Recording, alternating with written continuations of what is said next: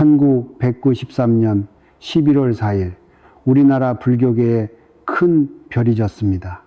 해인사 백년암에서 82세의 나이로 입적하신 성철 스님. 스님의 마지막 순간은 그 자체로 위대한 법문이었습니다. 오늘은 성철 스님의 열반과 그분이 남기신 마지막 가르침에 대해 깊이 있게 살펴보고자 합니다. 성철 스님께서는 평생을 산중에서 보내시며 중생제도 일대사연을 위해 정진하셨습니다. 80년간의 수행 생활 끝에 맞이하신 죽음은 그 어떤 두려움도 없는 당당함 그 자체였습니다. 스님께서 입적하시기 며칠 전에 일화부터 들려드리겠습니다. 시자 스님이 조실 스님, 몸이 많이 불편하시니 병원에 가셔서 치료를 받으시는 게 어떨까요? 라고 여쭈었습니다. 성철 스님께서는 미소를 지으시며 이렇게 답하셨습니다. 병원에 가서 무엇을 하겠는가? 태어날 때가 있으면 죽을 때가 있는 법이다. 지금이 바로 그때이니 자연에 맡기겠다. 이 말씀에서 우리는 성철 스님의 죽음관을 엿볼 수 있습니다. 죽음을 질병이나 치료의 대상으로 보지 않고 자연의 섭리로 받아들이시는 깨달은 분의 경지였습니다. 스님께서는 입적 당일 아침까지도 평상시와 다름없이 새벽 정진을 하셨습니다. 몸은 비록 쇠약해지셨지만 정신은 막기 그지 없으셨죠. 오전에는 몇몇 제자들을 불러 마지막 당부를 하셨습니다. 너희들아, 내가 죽는다고 해서 슬퍼하지 마라. 생사가 어디 있으며 오고 감이 어디 있겠는가. 본래 태어남도 없고 죽음도 없다.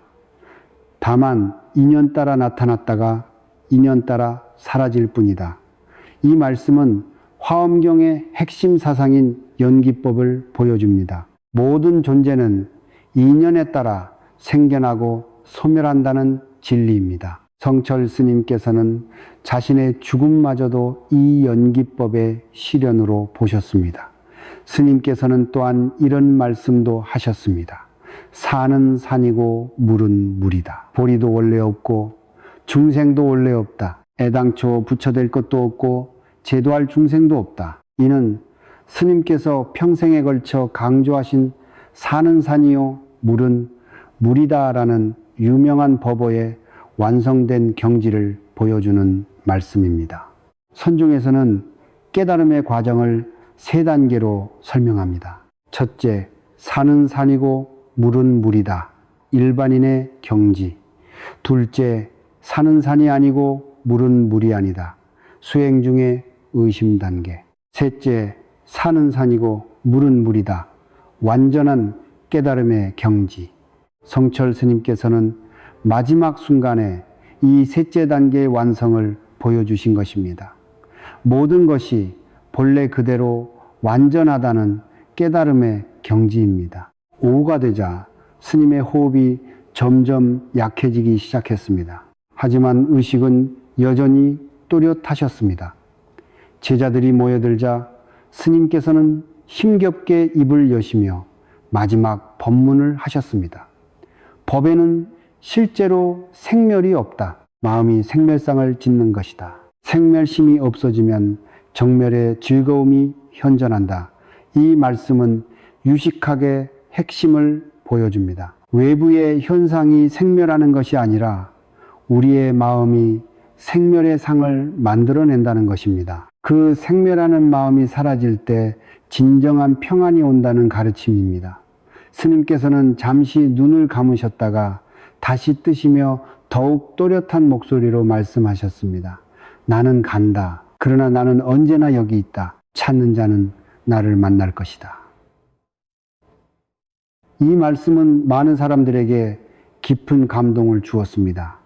육신은 사라져도 법신은 영원하다는 의미입니다. 진리를 체득한 스승의 의식은 시공간을 초월하여 언제나 구도자들과 함께 한다는 뜻입니다. 금강경에서 부처님께서 말씀하신 내용과 일치합니다. 열에는 오는 것도 없고 가는 것도 없다. 그러므로 열애라고 한다. 성철 스님께서는 이 경지를 자신의 죽음을 통해 직접 보여주셨습니다. 해가 저물어갈 무렵 스님께서는 마지막 당부를 하셨습니다. 내 몸을 화장하되 성대한 의식은 하지 마라. 사리가 나오거든 함부로 숭배하지 말고 산에 뿌려서 자연으로 돌려보내라. 이는 스님의 철저한 무아 정신을 보여줍니다. 죽음 이후에 마도개인에 대한 숭배나 집착을 경계하신 것입니다. 모든 것을 자연으로 돌려보내려는 무소유의 마음이었습니다. 스님께서는 또한 후학들에게 이런 당부도 하셨습니다. 나를 기억하려거든 내 말을 기억하지 말고 내 말 속에 담긴 의미를 찾아라. 부처의 진리는 말에 있지 않고 마음에 있다. 이는 선종의 불립문자 교회별전 정신을 보여줍니다. 문자에 의존하지 않고 마음에서 마음으로 전하는 선의 진수를 마지막까지 강조하신 것입니다. 밤 8시경 스님의 호흡이 더욱 미약해졌습니다. 제자들이 스님 마지막으로 하실 말씀이 있으시면 해주십시오 라고 간청했습니다. 성철 스님께서는 마지막 힘을 다해 이렇게 말씀하셨습니다. 할 말이 어디 있겠는가? 산천대지가 모두 부처이건을 무엇을 더 말하겠는가? 그리고 잠시 후 이렇게 덧붙이셨습니다. 다만 이것만 명심하라. 자성청정심이 바로 부처이니 밖에서 구하지 마라. 이 말씀을 끝으로 성철 스님께서는 고요히 눈을 감으셨습니다. 마치 잠들듯이 평안하게 입적하셨습니다. 그 순간 백년암 전체가 숙연함에 쌓였습니다. 스님의 입적 순간에 대한 증언들을 들어보면 더욱 경이롭습니다. 당시 곁에 있던 한 스님은 이렇게 증언했습니다. 조실 스님께서 마지막 숨을 내쉬는 순간 방 안에 은은한 향기가 퍼졌습니다. 그리고 신비롭게도 평안함이 감돌았습니다. 두려움이나 슬픔보다는 숭고함이 느껴졌습니다. 또 다른 스님은 이렇게 말했습니다. 스님께서는 마지막까지 얼굴에 미소를 머금고 계셨습니다. 마치 고향으로 돌아가는 기쁨을 만끽하시는 것 같았습니다. 이런 증언들은 성철 스님께서 정말로 죽음을 두려워하지 않으셨고 오히려 자연스러운 과정으로 받아들이셨음을 보여줍니다. 성철 스님의 죽음이 특별한 이유는 무엇일까요? 첫째, 완전한 무아의 실현이었습니다. 나라는 개념에 전혀 집착하지 않으셨기 때문에 나의 소멸인 죽음도 두렵지 않으셨습니다. 둘째, 철저한 무상관의 체득이었습니다. 모든 것이 변하고 사라진다는 무상의 진리를 단순히 이론으로만 아는 것이 아니라 온몸으로 체험하고 계셨습니다. 셋째, 완전한 현재 순간의 깨달음이었습니다. 과거에 대한 후회나 미래에 대한 걱정 없이 오직 현재 이 순간에 완전히 깨어 계셨습니다. 넷째, 자연과의 완전한 합일이었습니다. 자신을 자연의 일부로 여기셨기 때문에 자연으로 돌아가는 것을 자연스럽게 받아들이셨습니다. 성철 스님께서 보여주신 죽음의 모습은 후학들에게 큰 가르침이 되었습니다. 이렇게 죽을 수 있구나라는 경외감과 함께 이렇게 살아야 하는구나라는 깨달음을 주었습니다. 스님의 다비 의식도 특별했습니다. 스님의 유언에 따라 성대한 의식 없이 조용히 거행되었습니다. 그런데 놀라운 일이 일어났습니다. 다비가 시작되자 하늘에서 오색구름이 나타났고 은은한 향기가 온 산을 감쌌습니다. 새들이 울지 않고 바람마저 멈췄다고 합니다. 더욱 신기한 것은 화장이 끝난 후였습니다. 수많은 사리가 나왔는데 그 모양과 색깔이 각기 달랐습니다. 투명한 것, 오색을 띤 것, 꽃 모양을 한 것 등 다양한 형태의 사리가 발견되었습니다. 하지만 스님의 유언에 따라 이 사리들은 특별히 보관하지 않고 해인사 주변 산에 뿌려졌습니다. 스님의 철저한 무소유 정신을 끝까지 지킨 것입니다. 성철 스님의 마지막 말씀들을 다시 정리해 보겠습니다. 산은 산이고 물은 물이다. 이는 궁극적 깨달음의 경지를 보여주는 말씀입니다. 모든 것이 본래 그 자리에서 완전하다는 뜻입니다. 나는 간다. 그러나 나는 언제나 여기 있다. 법신은 불멸한다는 의미입니다. 진리를 깨달은 이의 의식은 영원하다는 것입니다. 자성 청정심이 바로 부처이다. 우리의 본래 마음이 바로 부처라는 뜻입니다. 밖에서 구하지 말고 자신의 마음에서 찾으라는 가르침입니다. 이런 말씀을 신께서 평생에 걸쳐 강조하신 핵심 사상의 완결판이라고 할 수 있습니다. 성철 스님의 죽음관을 이해하기 위해서는 스님의 평생 수행을 살펴봐야 합니다.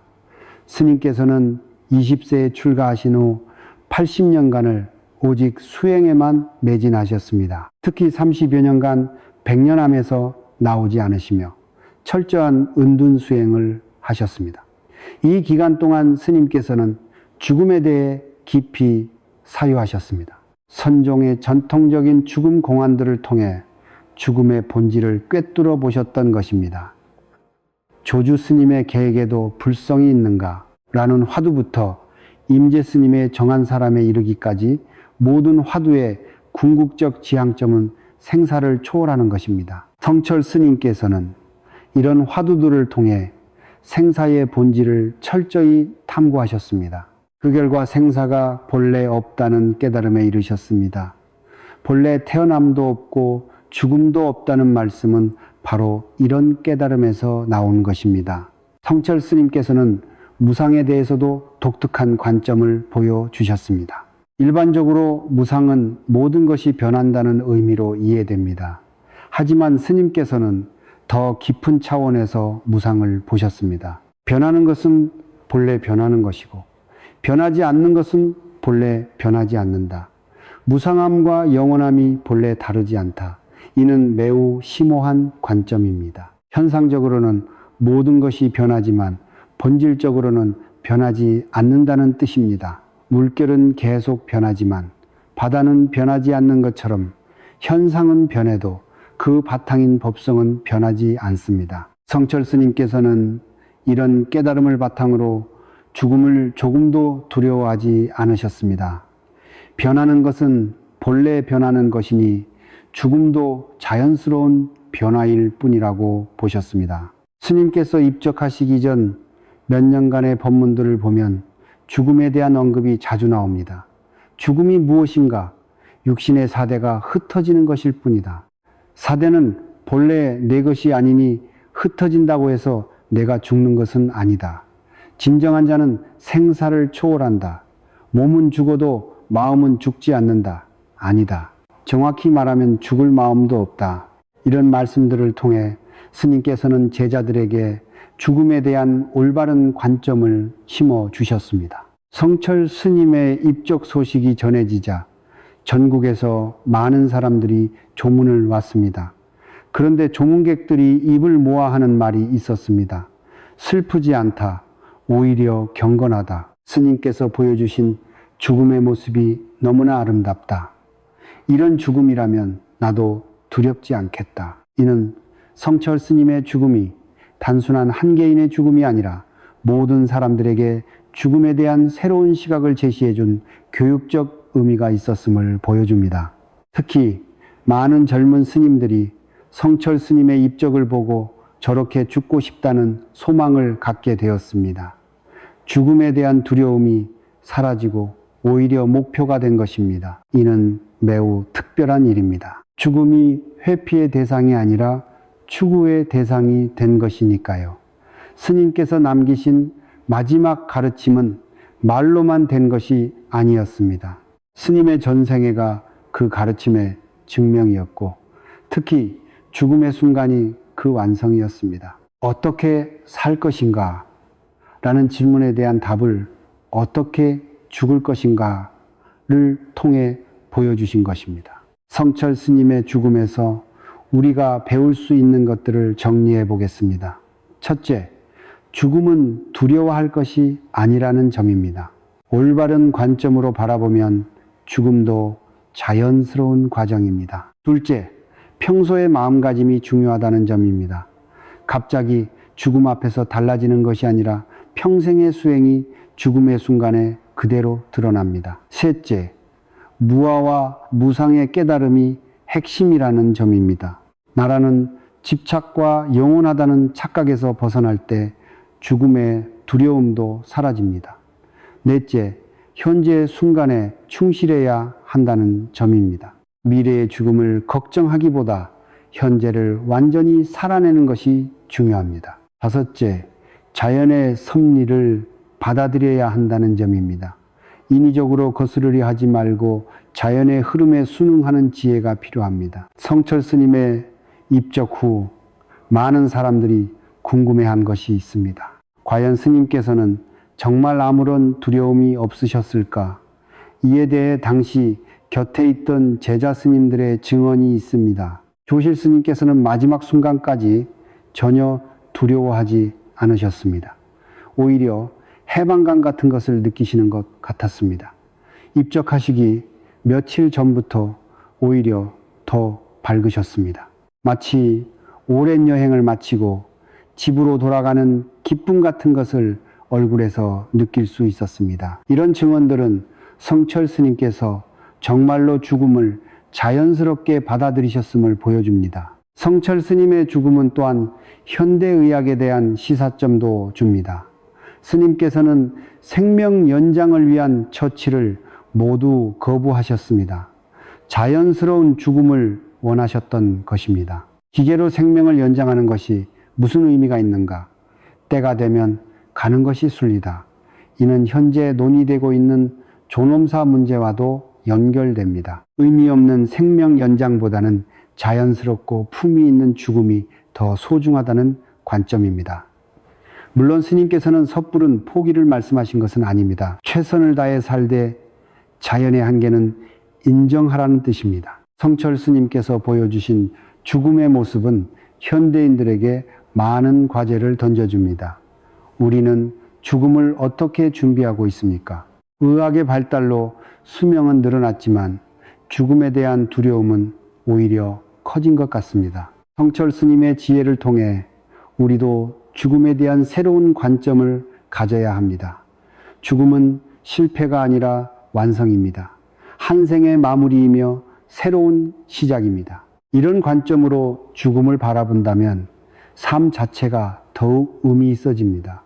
성철 스님의 마지막 말씀 중에 이런 것이 있습니다. 내 몸은 썩어도 내 마음은 썩지 않는다. 육신은 흙으로 돌아가지만 법신은 영원하다. 이는 단순한 위안의 말씀이 아닙니다. 인간 존재의 본질에 대한 깊은 통찰입니다. 우리는 몸과 마음의 복합체입니다. 몸은 물질임으로 생멸하지만 마음은 비물질임으로 불멸합니다. 정확히 말하면 개인적 의식은 사라지지만 보편적 의식은 계속됩니다. 개인의 파도는 사라져도 바다는 남는 것처럼 말입니다. 성철 스님께서는 이런 깨달음을 바탕으로 죽음을 조금도 두려워하지 않으셨습니다. 스님의 입적 이후 많은 후학들이 증언한 바에 따르면 꿈에서 성철 스님을 만나는 일이 빈번하다고 합니다. 그때마다 스님께서는 이렇게 말씀하신다고 합니다. 나는 죽지 않았다. 다만 형태가 바뀌었을 뿐이다. 진정으로 나를 찾는 자에게는 언제나 나타날 것이다. 이는 실제로 성철 스님의 법신이 살아있음을 의미합니다. 물리적 형태는 사라졌지만 정신적 영향력은 계속되고 있습니다. 지금도 해인사 100년암에는 많은 사람들이 찾아옵니다. 성철 스님의 진신사리를 뵙기 위해서가 아니라 스님의 가르침을 구하기 위해서입니다. 그들은 모두 입을 모아 말합니다. 스님께서는 정말 돌아가신 것 같지 않다. 지금도 여기 계시는 것 같다. 이것이 바로 성철 스님께서 말씀하신 나는 간다.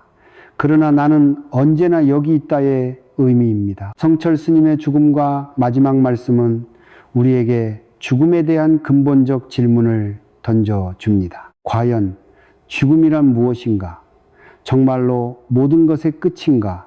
아니면 또 다른 시작인가? 성철 스님의 답은 명확합니다. 죽음은 착각이다.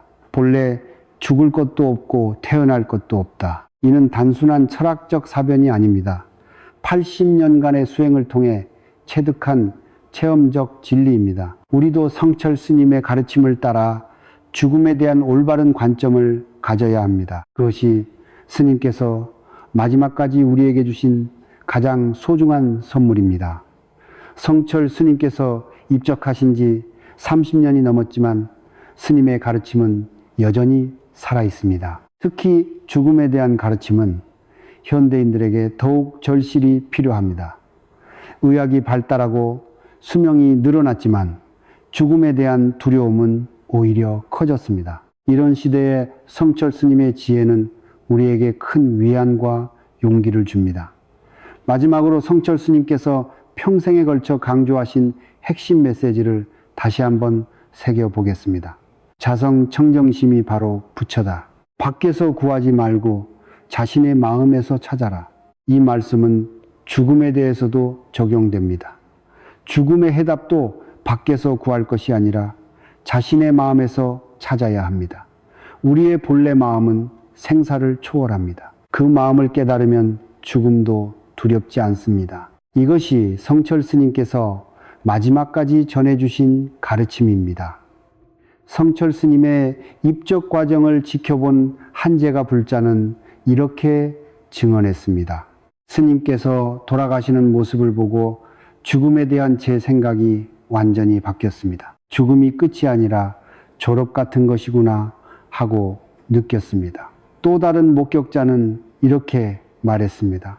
스님께서는 마치 잠드시는 것처럼 평안하게 가셨습니다. 고통스러워하거나 두려워하는 기색이 전혀 없으셨어요.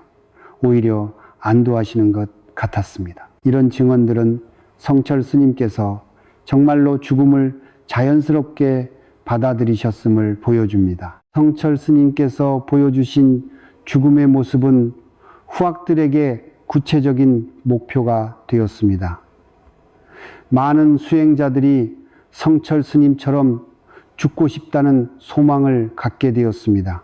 이는 단순한 동경이 아닙니다. 진정한 수행의 목표를 명확히 제시해 준 것입니다. 어떻게 살 것인가? 의 문제가 어떻게 죽을 것인가? 의 문제와 직결된다는 깨달음입니다. 성철 스님께서는 입적 며칠 전 이런 말씀도 하셨습니다. 죽음을 맞이하는 것이 어려운 일이 아니다. 평생을 어떻게 살았느냐가 중요할 뿐이다. 바르게 산 사람은 바르게 죽는다. 이 말씀은 우리에게 중요한 시사점을 줍니다. 죽음은 별개의 사건이 아니라 삶의 연장선상에 있다는 것입니다. 평소의 마음가짐과 수행이 죽음의 순간에 그대로 드러납니다. 그러므로 좋은 죽음을 원한다면 좋은 삶을 살아야 합니다. 매 순간을 깨어있는 마음으로 살고 탐욕과 성냄과 어리석음을 줄여나가야 합니다. 성철 스님께서는 또한 이런 말씀도 남기셨습니다. 내가 죽는다고 해서 불교가 쇠퇴하는 것은 아니다.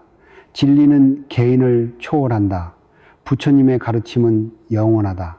이는 스님의 큰 안목을 보여주는 말씀입니다. 개인의 죽음에 얽매이지 않고 더 큰 차원에서 진리의 계승을 생각하신 것입니다. 실제로 성철 스님의 입적 이후 한국 불교는 더욱 발전했습니다. 스님께서 남기신 가르침들이 널리 퍼져나가면서 많은 사람들이 불교에 입문하게 되었습니다. 특히 스님의 죽음에 대한 가르침은 현대인들에게 큰 위로가 되고 있습니다. 죽음을 두려워하던 사람들이 스님의 말씀을 통해 평안을 얻고 있습니다. 성철 스님의 마지막 며칠간의 기록을 보면 더욱 감동적인 내용들이 많습니다. 입적 3일 전 스님께서는 제자들에게 이렇게 말씀하셨습니다. 너희들은 내가 죽는다고 생각하지만 나는 죽는다고 생각하지 않는다. 다만 옷을 갈아입는 것 같을 뿐이다. 입적 전에는 이런 말씀을 하셨습니다. 이 몸뚱이가 80년을 잘 견뎌 주었다. 이제 쉬게 해주어야지 억지로 붙들고 있을 이유가 없다. 입적 하루 전에는 이렇게 말씀하셨습니다. 내일이면 모든 것이 끝난다. 아니다. 정확히 말하면 새로 시작된다. 새로운 여행을 떠나는 기분이다. 이런 말씀들을 통해 우리는 성철 스님께서도 죽음을 정말로 자연스럽게 받아들이고 계셨음을 알 수 있습니다. 성철 스님의 입적 당일 아침의 모습도 인상적입니다. 평소와 다름없이 새벽 예불에 참석하셨고 죽 한 그릇을 드시며 맛있다고 말씀하셨습니다. 오전에는 몇몇 제자들과 차담을 나누시며 평상시와 똑같은 모습을 보이셨습니다. 전혀 특별할 것이 없는 평범한 하루처럼 보였습니다. 이것이야말로 성철 스님의 위대함입니다. 죽음을 특별한 사건으로 여기지 않고 일상의 연장선상에서 자연스럽게 받아들이신 것입니다. 오후가 되어서야 몸의 변화가 시작되었지만 스님의 정신은 여전히 또렷하셨습니다. 마지막 순간까지 제자들에게 법문을 해 주셨습니다. 스님의 죽음이 우리에게 주는 교훈은 무엇일까요? 첫째, 죽음은 준비하는 것입니다. 갑작스럽게 맞이하는 것이 아니라 평생에 걸쳐 준비해야 하는 것입니다. 둘째, 죽음은 자연스러운 것입니다. 인위적으로 피하거나 연장하려 하지 말고 자연의 섭리에 맡겨야 합니다. 셋째, 죽음은 개인적인 것입니다. 남이 대신해 줄 수 없고 혼자 맞이해야 하는 것입니다. 그러므로 스스로 준비해야 합니다. 넷째, 죽음은 영적인 것입니다. 단순한 생물학적 현상이 아니라 영혼의 차원에서 이해해야 합니다. 다섯째, 죽음은 의미 있는 것입니다. 무의미한 끝이 아니라 의미 있는 완성입니다. 생의 결산이며 다음 생의 준비입니다. 성철 스님께서 보여주신 죽음의 모습은 이 모든 것을 완벽하게 구현한 것이었습니다. 스님의 입적 이후 많은 사람들이 궁금해했습니다. 과연 성철 스님께서는 어디로 가셨을까? 불교적 관점에서 보면 성철 스님처럼 완전히 깨달은 분은 더 이상 윤회하지 않습니다. 완전한 해탈을 이루셨기 때문입니다. 하지만 대승불교의 보살 사상에 따르면 중생 구제를 위해 다시 나타날 수도 있습니다. 어떤 형태로든 중생들을 돕기 위해 활동하신다는 것입니다. 실제로 많은 사람들이 꿈에서 성철 스님을 만났다고 증언합니다. 그때마다 스님께서는 격려와 가르침을 주신다고 합니다. 이는 스님의 자비로운 원력이 계속되고 있음을 보여줍니다. 성철 스님의 죽음은 또한 현대 의료진들에게도 많은 생각거리를 주었습니다. 의학적으로는 치료 가능한 상황이었는데도 스님께서 모든 치료를 거부하셨기 때문입니다. 하지만 스님의 선택을 지켜본 의료진들은 오히려 감동을 받았다고 합니다. 진정한 죽음의 품위가 무엇인지 배웠다고 말했습니다. 이는 현재 의료계에서 논의되고 있는 웰다잉 문제와도 연결됩니다. 단순히 생명을 연장하는 것보다 품위 있는 죽음이 더 중요하다는 인식이 늘고 있습니다. 성철 스님께서는 이미 30년 전에 이런 문제에 대한 명확한 답을 보여주셨습니다. 스님의 마지막 당부 중에는 이런 것도 있었습니다. 나를 따르는 사람들에게 말한다. 내 말에만 의존하지 말고 스스로 깨달아라. 부처는 길을 가르쳐 줄 뿐 대신 가주지는 않는다. 이는 선종의 정신을 잘 보여주는 말씀입니다. 스승에게 의존하지 말고 자립적으로 수행하라는 가르침입니다. 성철 스님께서는 마지막까지 이런 정신을 강조하셨습니다. 개인 숭배를 경계하고 자주적 수행을 강조하신 것입니다. 오늘날 우리가 성철 스님을 기억하는 방법도 이런 정신에 따라야 합니다. 스님을 맹목적으로 숭배하는 것이 아니라 스님의 가르침을 실천하는 것입니다. 특히 죽음에 대한 스님의 가르침을 우리 삶에 적용해야 합니다. 죽음을 두려워하지 않고 자연스럽게 받아들이는 지혜를 기르는 것입니다. 성철 스님께서 남기신 죽음에 대한 가르침을 요약하면 다음과 같습니다. 죽음은 없다. 다만 변화가 있을 뿐이다. 죽음을 두려워하는 것은 나에 집착하기 때문이다. 본래 태어남도 죽음도 없다. 자성 청정심은 생사를 초월한다. 죽음은 자연의 섭리이므로 거스르지 마라. 이런 가르침들은 단순한 철학이 아닙니다. 성철 스님께서 80년간의 수행을 통해 직접 체득하신 진리입니다. 그리고 스님께서는 자신의 죽음을 통해 이 진리가 실제로 가능함을 보여주셨습니다. 이보다 더 확실한 증명이 있을까요? 성철 스님의 입적으로부터 30년이 넘는 시간이 흘렀습니다. 하지만 스님의 가르침은 여전히 생생합니다. 특히 죽음에 대한 가르침은 시대를 초월하는 가치가 있습니다. 현대사회는 점점 고령화되고 있습니다. 죽음이 더 이상 먼 일이 아닌 시대가 되었습니다. 이런 시대에 성철 스님의 지혜는 더욱 소중합니다. 스님께서 보여주신 죽음의 모습을 통해 우리는 죽음에 대한 새로운 관점을 가질 수 있습니다. 두려움의 대상이 아니라 자연스러운 과정으로 받아들일 수 있는 것입니다. 성철 스님의 마지막 말씀을 다시 한번 마음에 새겨봅시다. 나는 간다. 그러나 나는 언제나 여기 있다. 찾는 자는 나를 만날 것이다. 이 말씀처럼 성철 스님께서는 여전히 우리와 함께 계십니다. 진리를 구하는 모든 이들과 함께 하고 계십니다. 스님의 육신은 사라졌지만 법신은 영원합니다. 그 법신을 만나는 방법은 간단합니다. 성철 스님의 가르침을 실천하는 것입니다. 특히 죽음에 대한 올바른 관점을 갖고 무상과 무아의 진리를 체득하려고 노력하는 것입니다. 그럴 때 우리도 성철 스님처럼 죽음을 두려워하지 않는 경지에 이를 수 있을 것입니다. 스님의 위대한 열반과 마지막 가르침이 오늘을 사는 우리 모두에게 큰 지혜와 용기를 주시기를 간절히 기원합니다.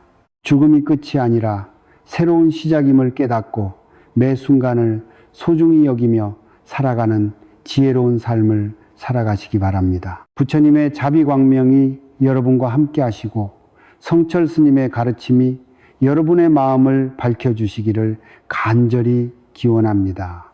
나무 석가모니불, 나무 아미타불, 나무 관세음보살. 우리는 살아가면서 수많은 만남과 이별을 경험합니다. 어떤 만남은 기쁨을 주고 어떤 이별은 깊은 슬픔을 안겨줍니다.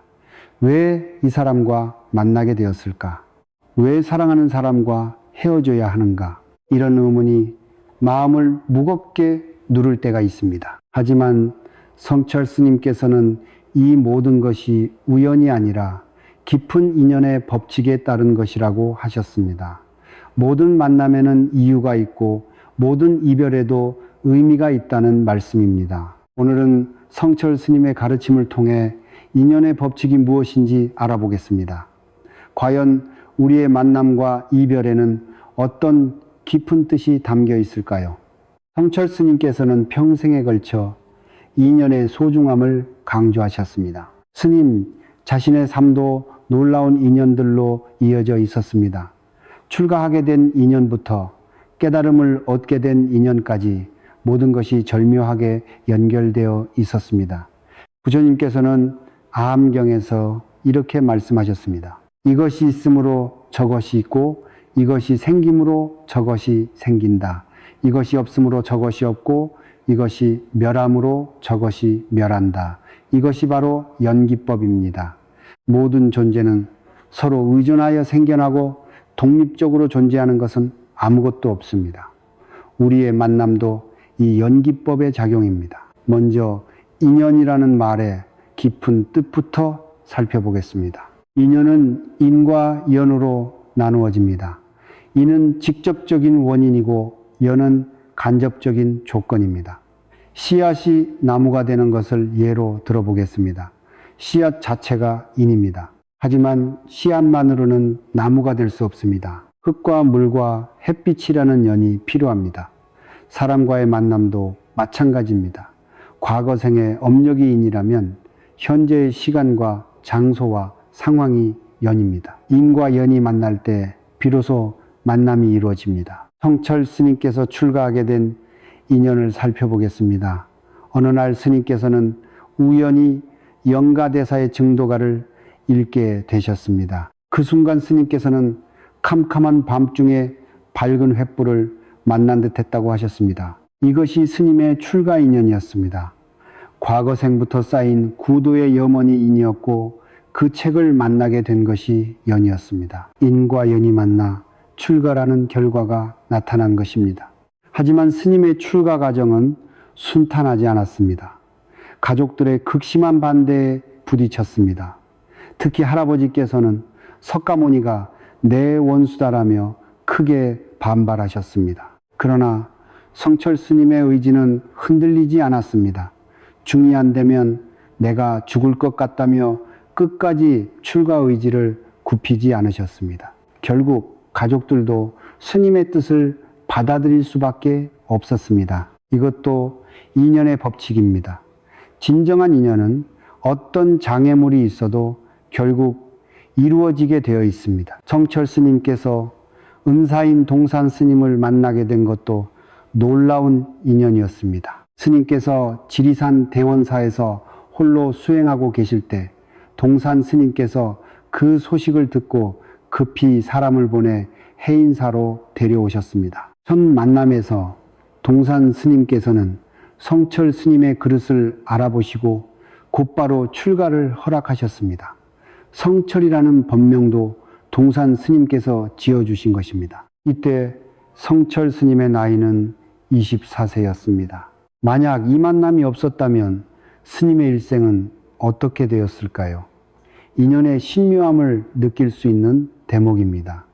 성철 스님께서는 인연에 대해 이렇게 말씀하셨습니다. 인연은 우연이 아니다. 모든 만남에는 깊은 이유가 있다. 그 이유를 알기 위해서는 마음의 눈을 떠야 한다.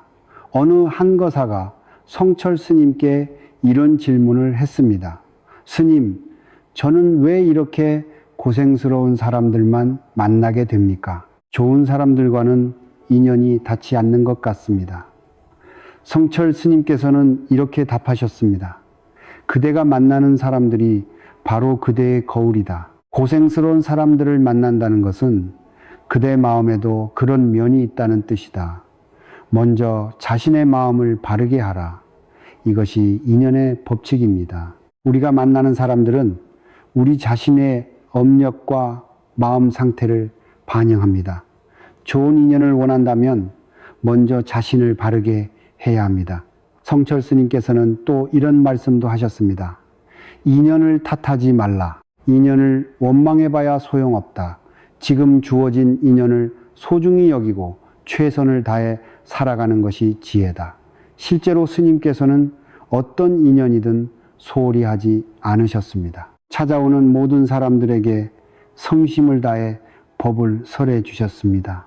비록 삼천배라는 조건을 내세우셨지만 그것도 상대방을 위한 자비에서 나온 것이었습니다. 한 어린이가 삼천배하기 싫어서 다시는 안 오겠다고 했을 때도 스님께서는 화내지 않으시고 그래도 대단하다며 오히려 칭찬하셨습니다. 나중에 그 아이가 다시 왔을 때는 안 온다던 그 아이가라며 반갑게 맞아주셨습니다. 이것이 진정한 인연의 자세입니다. 어느 한 스님의 일화를 들려드리겠습니다. 그 스님께 한 신도가 찾아와 하소연했습니다. 스님, 저는 결혼한 지 20년이 되었는데 남편과 자꾸만 다투게 됩니다. 이혼을 해야 할까요? 스님께서는 조용히 물으셨습니다. 20년 동안 단 한 번도 좋은 일이 없었습니까? 처음 만났을 때는 어땠습니까? 그 신도가 대답했습니다. 처음에는 정말 좋았습니다. 서로 사랑했고 행복했습니다. 하지만 지금은 스님께서 말씀하셨습니다. 그 사랑이 가짜였습니까? 진짜였다면 지금도 그 마음이 어디 가지 않았을 것입니다. 다만 먼지에 가려져 보이지 않을 뿐입니다. 부부의 인연은 하루아침에 만들어지는 것이 아닙니다. 전생부터 이어진 깊은 인연입니다. 그 인연을 소중히 여기고 다시 가꾸어 보십시오. 몇 달 후 그 신도가 다시 찾아왔습니다. 이번에는 밝은 얼굴이었습니다. 스님 말씀대로 했더니 정말 달라졌습니다. 남편도 저도 변했습니다. 이것이 인연을 바르게 보는 지혜입니다. 어려운 상황도 인연의 한 과정일 뿐입니다. 그 인연을 통해 서로 성장하고 성숙해지는 것입니다. 성철 스님께서는 이별에 대해서도 깊은 가르침을 주셨습니다. 이별이 슬픈 것은 집착 때문이다. 진정한 사랑에는 집착이 없다. 집착이 없는 사랑이야말로 영원한 것이다. 스님께서는 또 출가할 때 가족과의 이별을 경험하셨습니다. 특히 어머니와의 이별이 가장 어려우셨습니다. 어머니께서는 아들의 출가를 받아들이기 힘들어 하셨습니다. 하지만 성철 스님께서는 단호하셨습니다. 작은 가족에 대한 사랑을 넘어서 모든 중생에 대한 큰 사랑을 실현하기 위해서였습니다. 이후 어머니께서 자주 찾아오셨지만 스님께서는 만나주지 않으셨습니다. 심지어 돌을 던지기도 하셨습니다. 부처님의 자식처럼 행동하신 것입니다. 하지만 어머니는 더 지혜로우셨습니다. 너 보러 안 왔다. 금강산 구경하러 왔지라며 아들의 마음을 이해해 주셨습니다. 이것은 표면적으로는 냉정한 이별처럼 보입니다. 하지만 실제로는 더 깊은 사랑의 표현이었습니다. 진정한 사랑은 때로는 거리를 두는 것입니다. 성철 스님께서는 후에 이렇게 말씀하셨습니다. 출가란 조그마한 가정과 가족을 버리고 큰 가족인 국가와 사회를 위해 사는 것이다. 이것이 진정한 이별의 의미입니다. 작은 인연을 넘어서 큰 인연을 품는 것입니다. 개인적 사랑을 넘어서 보편적 사랑을 실현하는 것입니다. 하지만 일반적인 이별은 다릅니다. 부모와 자식, 부부, 친구들의 이별은 가능한 한 아름답게 이루어져야 합니다. 어느 한 수행자의 이야기를 들려드리겠습니다. 그분의 어머니께서 임종을 앞두고 있었습니다. 어머니는 아들에게 이렇게 말씀하셨습니다. 내가 죽어도 슬퍼하지 마라. 죽음은 끝이 아니라 새로운 시작이다. 우리의 인연은 이 생으로 끝나지 않는다. 다만 내가 바라는 것은 네가 바른 길을 걸어가는 것이다. 그것이 나에 대한 최고의 효도다. 그 수행자는 어머니의 뜻을 받들어 슬픔에 빠지지 않고 오히려 정진에 힘썼습니다. 어머니와의 인연을 더 깊은 차원에서 이어간 것입니다. 이것이 바른 이별의 모습입니다. 슬픔과 집착에 매몰되지 않고 더 높은 차원에서 인연을 이어가는 것입니다. 성철 스님께서는 인연의 단계에 대해서도 설명하셨습니다. 인연에는 4가지 단계가 있다. 원인, 친인, 증인, 적인이 그것이다. 원인은 서로 도움이 되지도 해가 되지도 않는 인연입니다. 스쳐 지나가는 인연들이 대부분 여기에 해당합니다. 친인은 서로에게 도움이 되는 좋은 인연입니다. 가족, 스승, 좋은 친구들이 여기에 속합니다. 증인은 서로의 발전을 증진시키는 인연입니다. 함께 수행하는 도반이나 선한 경쟁자들입니다. 적인은 겉으로는 적대적이지만 결과적으로는 성장을 돕는 인연입니다. 시련을 주는 사람들이 여기에 해당합니다. 성철 스님께서는 이 모든 인연이 다 소중하다고 하셨습니다.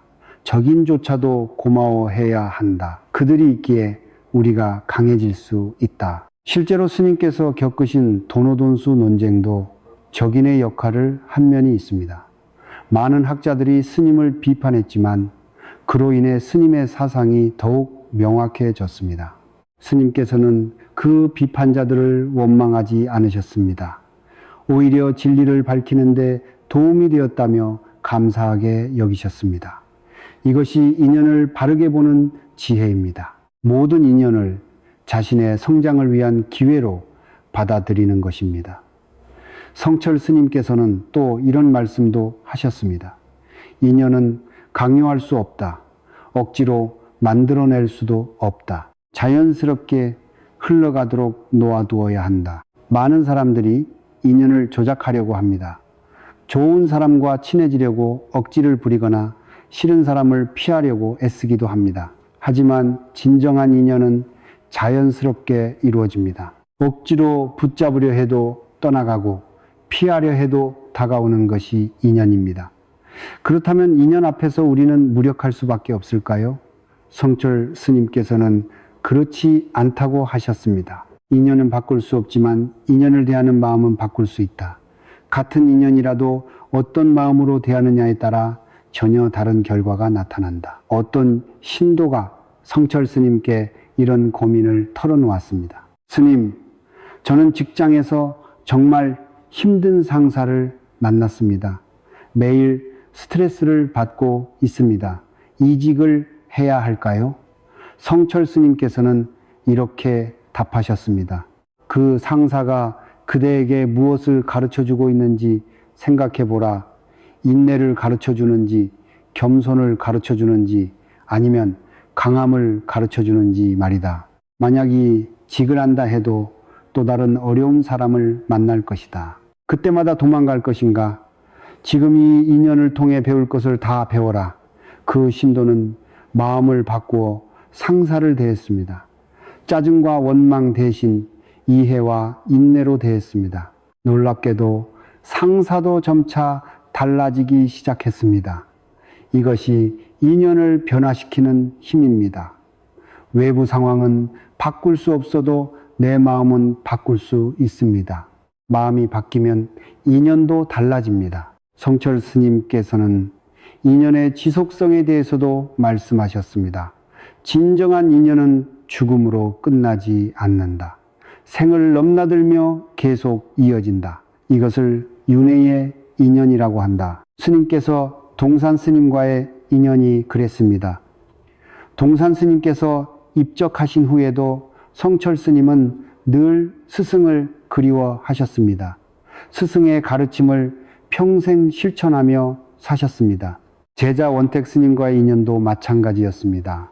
53년 동안 성철 스님을 시봉한 원택 스님은 스승이 입적하신 후에도 그 가르침을 전하고 있습니다. 이것이 영원한 인연의 모습입니다. 육신은 사라져도 마음과 마음의 연결은 계속됩니다. 법의 인연, 진리의 인연은 영원합니다. 그렇다면 좋은 인연을 만들려면 어떻게 해야 할까요?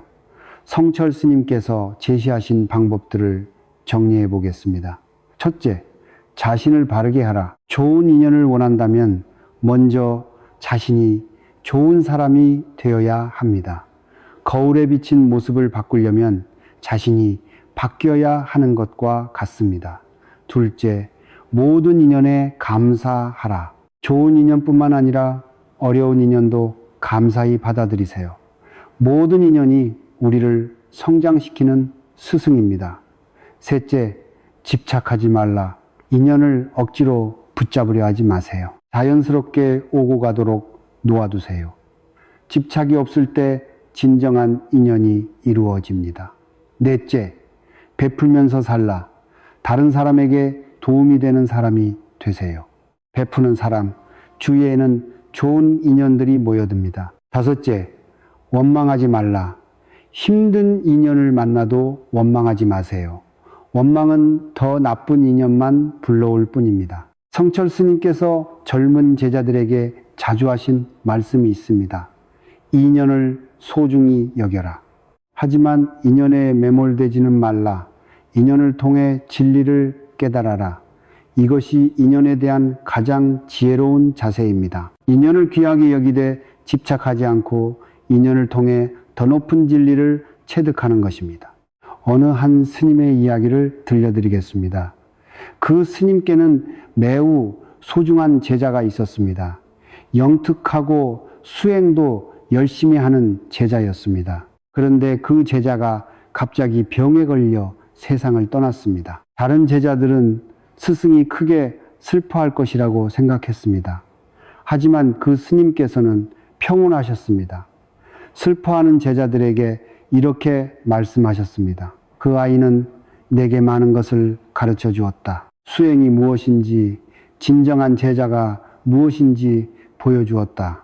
이제 그 역할을 마치고 더 좋은 곳으로 간 것이다. 우리가 할 일은 슬퍼하는 것이 아니라 그 아이가 보여준 가르침을 실천하는 것이다. 그것이 진정한 공양이요 추모다. 이것이 인연을 바르게 보는 지혜입니다. 만남과 이별을 초월하여 그 인연이 주는 가르침을 받아들이는 것입니다.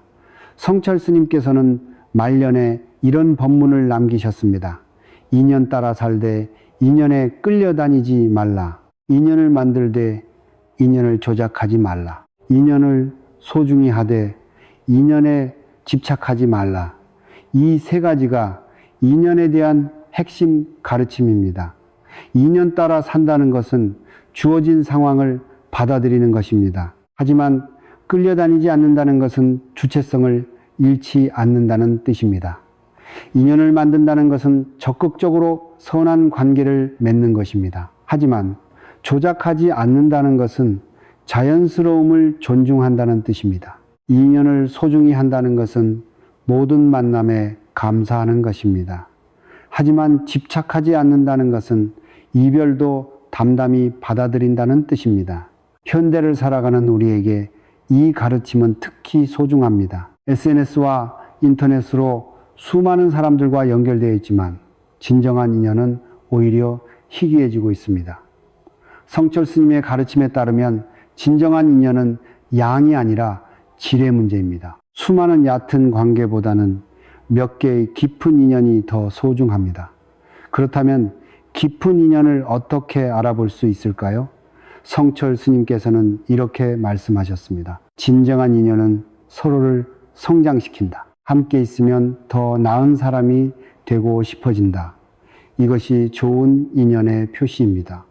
반대로 함께 있으면 타락하게 되거나 게을러지게 되는 인연은 멀리 해야 합니다. 설령 즐겁다 해도 결국에는 해로운 인연이다. 이것은 매우 실용적인 지혜입니다.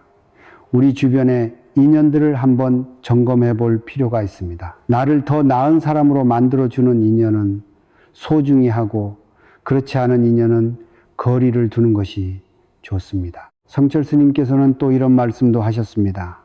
가장 좋은 인연은 함께 진리를 구하는 인연이다. 이를 도반이라고 한다. 세상의 모든 인연은 결국 이 도반의 인연으로 승화되어야 한다. 부부도 부모, 자식도 친구도 모두 도반의 인연으로 발전할 때 가장 아름답고 의미 있는 관계가 됩니다. 서로의 깨달음을 돕고 함께 진리의 길을 걸어가는 것. 이것이 최고의 인연입니다. 마지막으로 성철 스님께서 인연에 대해 남기신 가장 아름다운 말씀을 소개하겠습니다. 모든 중생이 나의 부모요 형제요 스승이다. 좋은 인연은 나를 격려해주는 스승이고 나쁜 인연은 나를 단련시켜주는 스승이다. 이 세상에 헛된 인연은 하나도 없다. 이런 마음으로 살아간다면 모든 만남이 감사하고 모든 이별이 의미 있게 됩니다. 성철 스님의 인연에 대한 가르침을 정리하면 결국 하나로 귀결됩니다. 모든 인연을 통해 깨달음에 이르라. 이것이 인연의 법칙의 궁극적 목적입니다. 개인적 만족이나 행복을 넘어서 진리 깨달음에 이르는 것입니다. 성철 스님께서는 평생 이 원칙에 따라 사셨습니다. 모든 인연을 수행의 기회로 삼으셨고 모든 만남을 법문의 자리로 만드셨습니다. 스님께 찾아오는 사람들도 처음에는 개인적 고민이나 문제 해결을 위해서였습니다. 하지만 스님과 만난 후에는 더 높은 차원의 깨달음을 추구하게 되었습니다. 이것이 진정한 스승의 역할입니다. 개인적 문제를 해결해 주는 것에 그치지 않고 근본적인 깨달음으로 이끄는 것입니다. 현대를 살아가는 우리에게 성철 스님의 인연에 대한 가르침은 어떤 의미가 있을까요? 첫째, 모든 만남에 의미가 있다는 것을 알아야 합니다. 우연한 만남은 없습니다. 모든 만남에는 배울 것이 있고 깨달을 것이 있습니다. 둘째, 이별을 두려워하지 말아야 합니다. 진정한 인연은 형태는 바뀔 수 있어도 본질은 지속됩니다.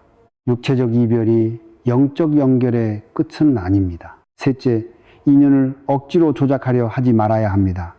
자연스러운 흐름을 존중하고 주어진 인연에 최선을 다하는 것이 지혜입니다. 넷째, 모든 인연을 성장의 기회로 삼아야 합니다. 좋은 인연은 감사히 받아들이고 어려운 인연은 수행의 기회로 여겨야 합니다. 다섯째, 궁극적으로는 모든 인연을 진리 추구의 인연으로 만들어야 합니다. 개인적 관계를 넘어서 함께 깨달음을 추구하는 관계로 발전시켜야 합니다. 성철 스님께서 보여주신 인연에 대한 자세는 현대인들에게 큰 위로와 희망을 줍니다. 힘든 인간관계 때문에 고민하는 사람들에게는 모든 인연이 내 성장을 위한 것이라는 위로를 주고, 외로움을 느끼는 사람들에게는 진정한 인연은 반드시 찾아온다는 희망을 줍니다. 이별의 아픔을 겪는 사람들에게는 이별도 새로운 만남의 시작이라는 지혜를 주고, 인간관계가 복잡해서 피곤한 사람들에게는 인연 따라 살되 인연에 끌려다니지 말라는 균형감을 줍니다. 마지막으로 성철 스님께서 인연에 대해 남기신 가장 깊은 가르침을 전해드립니다. 모든 중생과 나는 본래 하나다. 인연이라는 것도 결국 이 하나됨을 깨닫기 위한 방편이다. 진정한 깨달음을 얻으면 모든 것이 나이고 내가 모든 것이다. 그때는 만남도 이별도 없다. 오직 하나됨만 있을 뿐이다. 이것이 인연에 대한 궁극적 깨달음입니다. 개별적 존재들의 만남과 이별을 넘어서 근본적 하나됨을 체득하는 것입니다. 하지만 이런 깨달음에 이르기까지는 수많은 인연들을 통해 배우고 성장해야 합니다. 그 모든 과정이 소중하고 의미 있습니다. 스님의 가르침에 따르면 우리가 지금 만나고 있는 모든 사람들이 우리의 깨달음을 위한 소중한 인연들입니다. 가족도, 친구도, 동료도, 심지어 원수도 모두 우리에게 무언가를 가르쳐 주기 위해 온 스승들입니다. 이런 마음으로 모든 인연을 대한다면 우리의 삶이 얼마나 풍요로워질까요?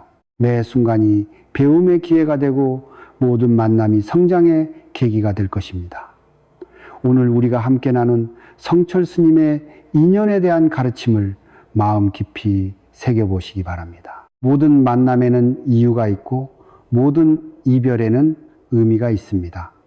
좋은 인연이든 어려운 인연이든 모두 우리의 성장을 위한 소중한 기회입니다. 인연 따라 살되 인연에 끌려다니지 말고, 인연을 만들되 인연을 조작하지 말며, 인연을 소중히 하되 인연에 집착하지 않는 그런 지혜로운 삶을 살아가시기 바랍니다. 모든 인연에 감사하는 마음으로, 모든 인연을 통해 성장하는 지혜로, 모든 인연에서 진리를 발견하는 안목으로 살아가시기를 간절히 기원합니다.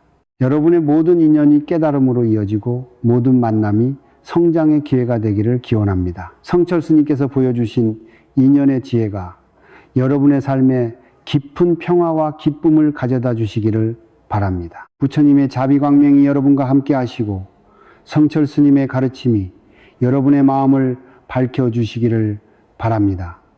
나무 석가모니불, 나무 아미타불, 나무 관세음보살, 부모의 마음은 언제나 자식을 향합니다. 자식이 아플 때는 대신 아프고 싶고, 자식이 기쁠 때는 함께 기뻐합니다. 자식이 잠든 모습을 바라보며 건강하게 자라다오 하고 속으로 기도해 본 경험이 있으실 것입니다.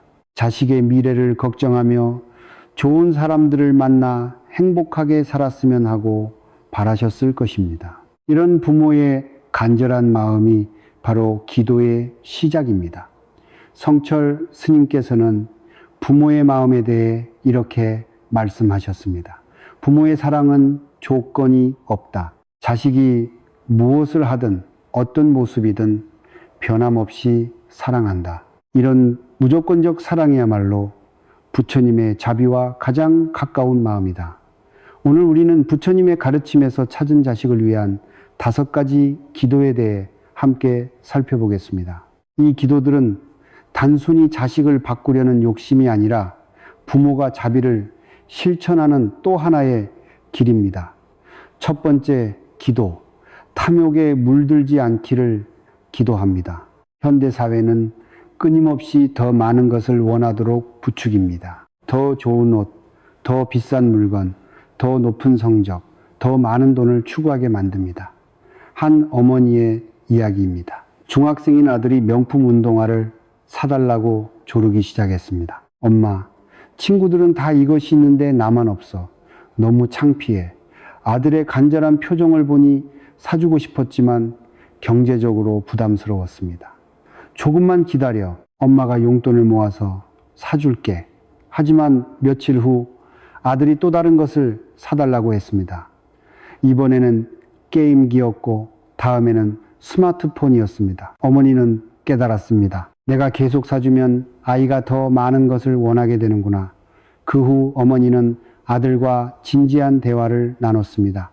얘야, 정말 필요한 것과 갖고 싶은 것을 구분해 보자. 우리가 행복하기 위해 꼭 필요한 것들이 무엇일까?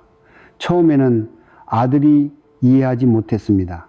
하지만 어머니가 자신의 어린 시절 이야기를 들려주며 천천히 설명했습니다. 엄마가 어렸을 때는 지금보다 가난했지만 더 행복했어. 가족이 함께 있는 것만으로도 충분히 행복했거든. 몇 달이 지나면서 아들의 마음가짐이 바뀌기 시작했습니다. 새로운 것을 사달라고 조르는 대신 가지고 있는 것들에 만족하려고 노력했습니다. 엄마, 생각해보니 내가 가진 것들로도 충분해. 이런 변화를 보며 어머니는 매일 밤 이렇게 기도했습니다. 우리 아이가 가진 것에 만족하며 살 수 있게 해주세요. 더 많은 것을 쫓느라 마음을 잃지 않게 해주세요. 법구경에서 부처님께서는 이렇게 말씀하셨습니다. 만족할 줄 아는 자가 가장 부유한 자다. 적은 것에도 만족하는 마음이야말로 최고의 재산이다. 또 다른 가정의 이야기입니다. 고등학생인 딸이 성적 때문에 스트레스를 받고 있었습니다. 1등이 아니면 의미 없어. 더 공부해야 해. 딸은 밤늦게까지 공부하며 자신을 몰아붙였습니다. 아버지는 딸의 이런 모습이 걱정되었습니다. 성적에 대한 욕심이 딸을 병들게 하고 있었습니다. 딸아, 네가 최선을 다하는 것만으로도 충분해. 결과에 너무 집착하지 말고 과정을 즐겨보자. 하지만 딸은 듣지 않았습니다. 주변의 경쟁이 너무 치열했고 모든 것이 성적으로 평가받는 현실이었습니다. 아버지는 매일 딸을 위해 기도했습니다. 우리 딸이 성적이라는 숫자에 매이지 않기를 바랍니다. 자신이 가진 능력과 노력 자체에 만족할 수 있게 해주세요. 시간이 지나면서 딸도 조금씩 변화했습니다. 아버지의 꾸준한 사랑과 격려가 마음에 와닿았습니다. 아빠, 저도 이제 알겠어요. 1등이 아니어도 괜찮다는 걸. 제가 열심히 한 것만으로도 의미가 있다는 걸. 담마파다에서 부처님께서는 이렇게 말씀하셨습니다. 탐욕은 마음의 병이다. 탐욕에서 벗어나야 진정한 평화를 얻을 수 있다. 두 번째 기도. 성냄과 미움에 머물지 않기를 기도합니다. 살다 보면 억울하고 화나는 일들을 만나게 됩니다. 이때 중요한 것은 그 감정에 머물지 않고 용서할 줄 아는 마음입니다. 한 초등학생의 이야기입니다. 반에서 따돌림을 당하고 있는 아이가 있었습니다. 다른 아이들이 그 아이의 물건을 숨기거나 놀리기를 반복했습니다. 그 아이는 매일 집에 와서 엄마에게 울며 하소연했습니다. 엄마, 쟤들이 너무 미워. 나도 똑같이 해주고 싶어. 어머니의 마음도 아팠습니다. 자식이 당하는 일을 보면서 함께 화가 났습니다. 하지만 어머니는 아이에게 복수를 가르치지 않았습니다. 대신 이렇게 말했습니다. 얘야, 그 친구들도 왜 그럴까? 혹시 그 친구들도 속상한 일이 있는 건 아닐까? 하지만 그래도 나한테 그러면 안 되잖아. 맞아. 잘못된 건 잘못된 거야. 하지만 우리가 미워하면 우리 마음만 아파져. 대신 그 친구들이 마음을 바꿀 수 있게 기다려보자. 처음에는 아이가 이해하기 어려워했습니다. 하지만 어머니가 매일 밤 아이와 함께 기도했습니다. 우리 아이가 화나는 일이 있어도 미움에 머물지 않게 해주세요. 용서할 줄 아는 넓은 마음을 주세요. 몇 달이 지나면서 상황이 조금씩 바뀌었습니다. 아이가 먼저 다가가서 친구들에게 친절하게 대했습니다. 너희들도 힘든 일 있으면 말해. 내가 도와줄 수 있는 게 있을지도 몰라. 처음에는 친구들이 당황했지만 점차 마음을 열기 시작했습니다. 아이의 진심이 전해진 것입니다. 결국 그 아이는 반에서 가장 인기 있는 아이가 되었습니다. 미움 대신 사랑으로 대했기 때문입니다. 또 다른 가정의 이야기입니다. 중학생인 아들이 학교에서 친구와 크게 싸워서 집에 왔습니다. 얼굴에 상처까지 나 있었고 아들은 분노로 가득 차 있었습니다. 아빠, 나 내일 꼭 복수할 거야. 절대 그냥 넘어갈 수 없어. 아버지도 처음에는 화가 났습니다. 자식이 다친 모습을 보니 당장 학교로 달려가고 싶었습니다. 하지만 아버지는 마음을 가라앉히고 아들과 대화했습니다. 아들아, 아빠도 화가 나. 하지만 복수를 하면 상황이 더 나빠질 거야. 그럼 그냥 당하고 살라는 거예요? 아니야. 잘못된 건 바로잡아야 해. 하지만 복수가 아니라 대화로 풀어보자. 선생님께도 말씀드리고 그 친구와도 이야기해 보는 거야. 아들은 처음에 반대했지만 아버지의 설득에 마음을 바꿨습니다. 며칠 후 담임 선생님의 중재로 두 아이가 대화할 기회를 만들었습니다. 서로의 오해를 풀고 진심으로 사과했습니다. 그 후 두 아이는 오히려 더 가까운 친구가 되었습니다. 아빠, 복수하지 않길 잘했어. 이제 우리 진짜 친구가 됐어. 아버지는 매일 아들을 위해 기도했습니다. 우리 아들이 화가 나는 일이 있어도 마음을 다스릴 줄 알게 해주세요. 용서할 줄 아는 사람이 되게 해주세요. 성철 스님께서는 분노에 대해 이렇게 말씀하셨습니다.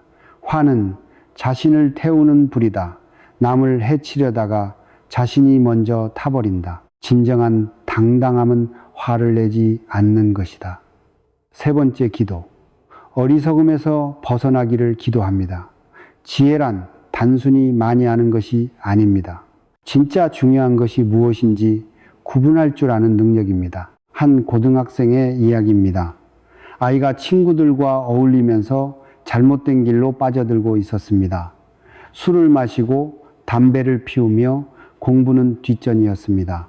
인생은 즐겁게 사는 거야. 공부만 하는 게 인생이야. 부모는 걱정이 많았지만 아이는 듣지 않았습니다. 오히려 부모를 구식이라고 무시했습니다. 엄마, 아빠는 모르셔 요즘 세상이 어떤지. 그런데 어느 날 아이의 친구 중 하나가 큰 사고를 당했습니다.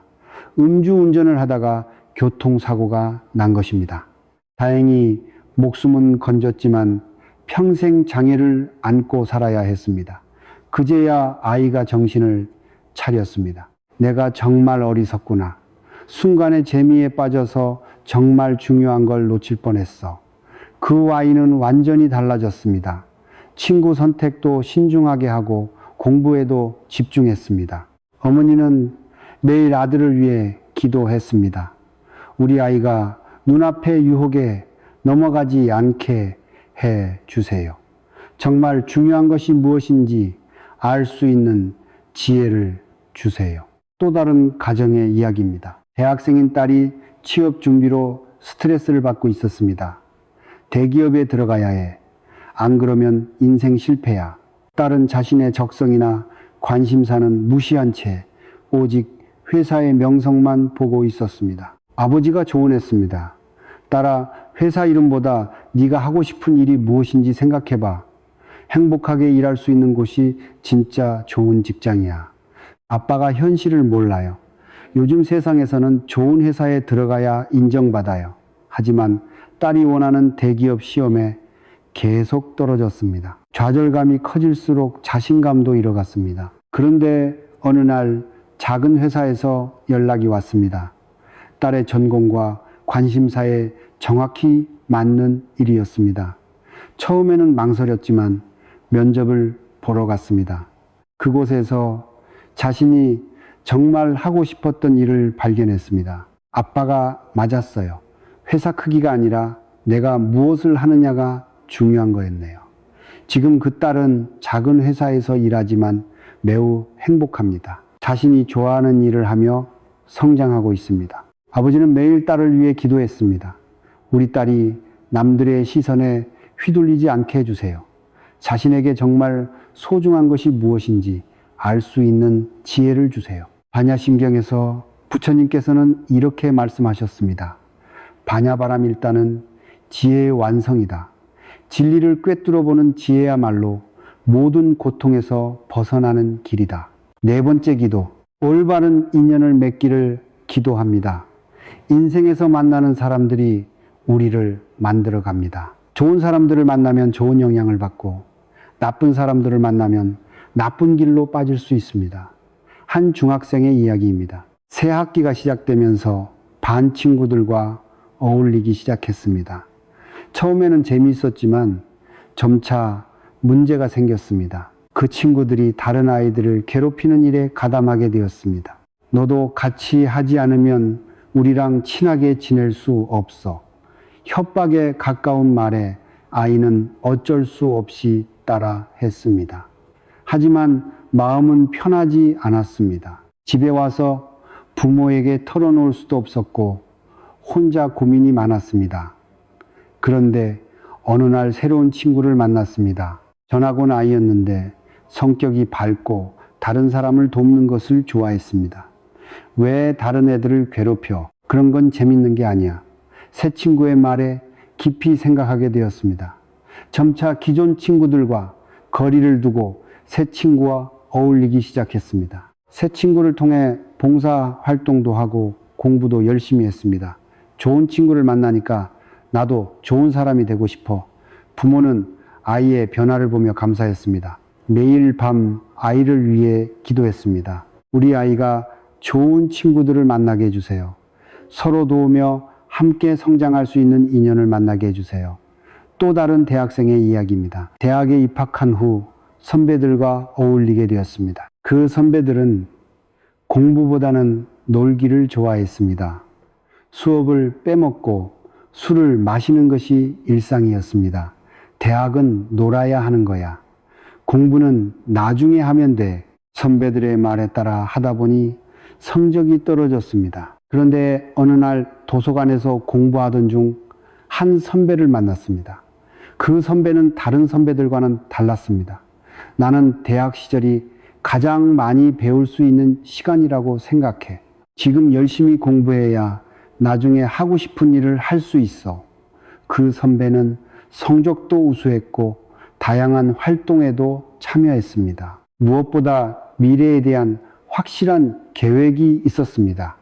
나도 저런 선배처럼 되고 싶다.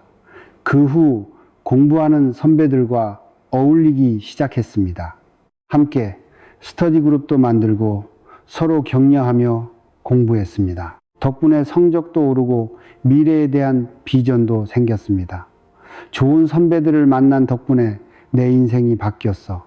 어머니는 매일 아들을 위해 기도했습니다. 우리 아들이 서로 발전시켜주는 화엄경에서 부처님께서는 이렇게 말씀하셨습니다. 선지식을 가까이 하면 지혜가 늘고 악지식을 가까이 하면 어리석음이 는다. 좋은 친구야말로 인생의 가장 큰 재산이다. 다섯 번째 기도, 자비로운 마음으로 살아가기를 기도합니다. 자비란 자신의 행복뿐만 아니라 다른 사람의 행복도 함께 바라는 마음입니다. 이런 마음을 가진 사람은 진정으로 행복한 삶을 살 수 있습니다. 한 초등학생의 이야기입니다. 반에 장애가 있는 친구가 전학 왔습니다. 다른 아이들은 그 친구를 어려워하며 함께 놀려 하지 않았습니다. 하지만 한 아이가 먼저 다가갔습니다. 안녕, 나는 민수야. 너랑 친구하고 싶어. 처음에는 장애 친구도 마음을 열지 않았습니다. 다른 학교에서도 비슷한 경험이 많았기 때문입니다. 하지만 민수는 포기하지 않았습니다. 매일 함께 밥을 먹고 쉬는 시간에도 같이 놀았습니다. 다른 친구들이 뭐라고 해도 신경 쓰지 마. 우리는 친구니까.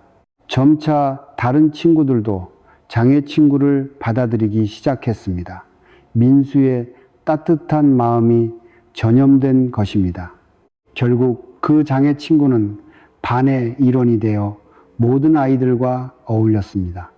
민수 덕분에 학교가 정말 즐거워졌어. 민수의 어머니는 아들의 모습을 보며 자랑스러워했습니다. 매일 밤 아들을 위해 기도했습니다. 우리 아이가 계속 따뜻한 마음을 가지고 살아가게 해주세요. 다른 사람의 아픔을 내 아픔처럼 느낄 수 있는 자비로운 마음을 주세요. 또 다른 고등학생의 이야기입니다. 학교에서 봉사활동 시간이 있었는데 대부분 학생들이 의무적으로 참여했습니다. 하지만 한 학생은 달랐습니다. 양로원에서 봉사하면서 진심으로 어르신들을 돌봤습니다. 할아버지, 오늘 기분은 어떠세요? 제가 책 읽어드릴까요? 어르신들은 그 학생이 오는 날을 기다렸습니다. 진심이 담긴 관심과 사랑을 느낄 수 있었기 때문입니다. 봉사활동 시간이 끝난 후에도 개인적으로 양로원을 방문했습니다. 봉사 시간은 끝났지만 할아버지 할머니들이 보고 싶어서요. 그 학생의 영향으로 다른 친구들도 봉사활동에 적극적으로 참여하기 시작했습니다. 저 친구를 보니까 나도 뭔가 도움이 되는 일을 하고 싶어. 몇 년이 지난 후 그 학생은 사회복지사가 되었습니다. 어려운 사람들을 도우며 살고 싶어요. 그게 제가 가장 행복한 일이에요. 아버지는 매일 딸을 위해 기도했습니다. 우리 딸이 자신만을 위해 살지 않게 해주세요. 다른 사람들과 함께 행복을 나누며 살아가게 해주세요. 법화경에서 부처님께서는 이렇게 말씀하셨습니다. 자비심이야말로 모든 공덕의 뿌리다. 자비로운 마음으로 살아가는 자는 진정한 행복을 얻는다. 성철 스님께서는 자비에 대해 이렇게 말씀하셨습니다. 진정한 자비는 상대방을 나와 다르지 않은 존재로 보는 것이다. 그들의 고통을 내 고통으로 여기고 그들의 기쁨을 내 기쁨으로 여기는 마음이다. 이제 이 5가지 기도를 일상에서 어떻게 실천할 수 있는지 말씀드리겠습니다. 기도는 특별한 시간이나 장소가 필요한 것이 아닙니다. 자식을 생각하는 마음이 일어날 때마다 조용히 마음속으로 기도할 수 있습니다. 아침에 자식이 학교에 갈 때 오늘 하루도 좋은 마음으로 지내렴 하고 기도하고, 저녁에 자식이 잠들 때 건강하고 행복하게 자라다오 하고 기도할 수 있습니다.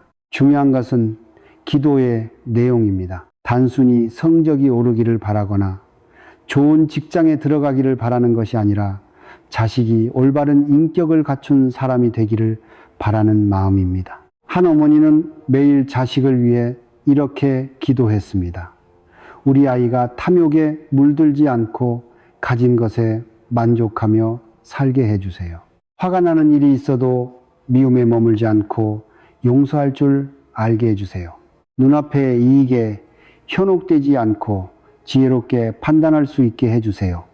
좋은 사람들을 만나 서로 도우며 성장할 수 있게 해주세요. 자신만을 위해 살지 않고 남을 배려하는 자비로운 마음을 갖게 해주세요. 이런 기도를 매일 반복하다 보니 놀라운 일이 일어났습니다.